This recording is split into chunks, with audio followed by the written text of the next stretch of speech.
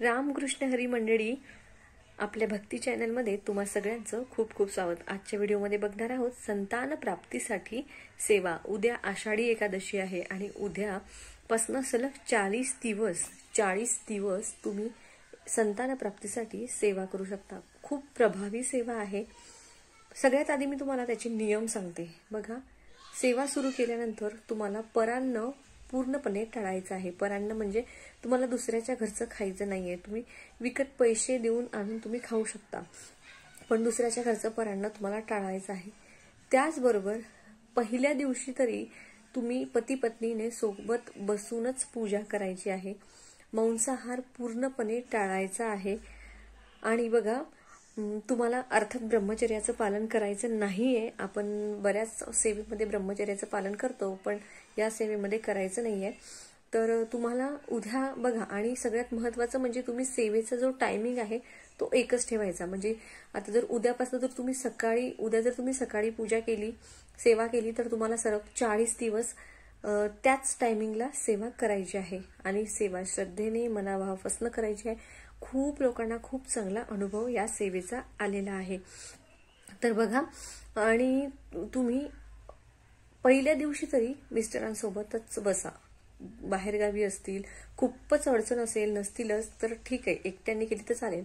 पण मी तर शक्यतो सांगेन की तुम्ही मिस्टरांनी आणि तुम्ही सोबत बसूनच ही सेवा करायची आहे। तर काय करायचं आहे, तुम्ही देवासमोरच बसायचं आहे।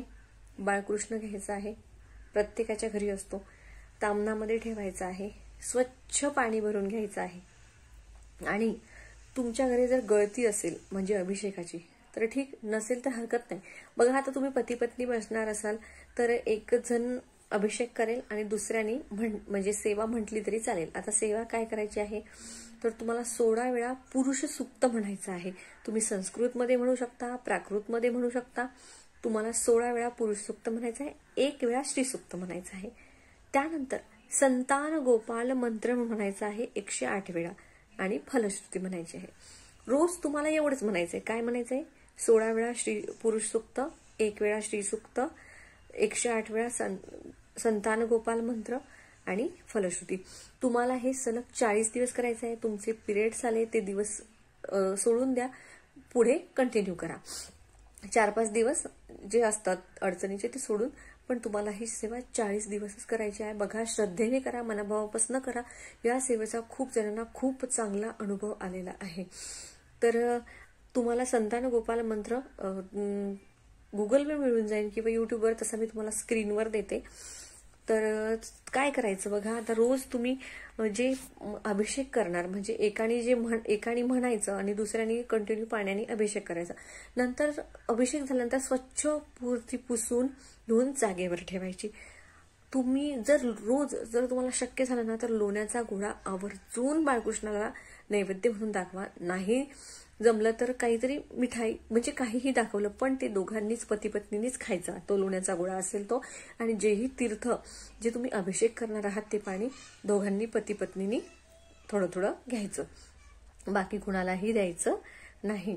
आणि शक्यतो जमल्यास लोण्याचा गोळा जो बाळकृष्णाला अतिशय प्रिय आहे, तो तुम्ही जमलंच तर नक्की दाखवा।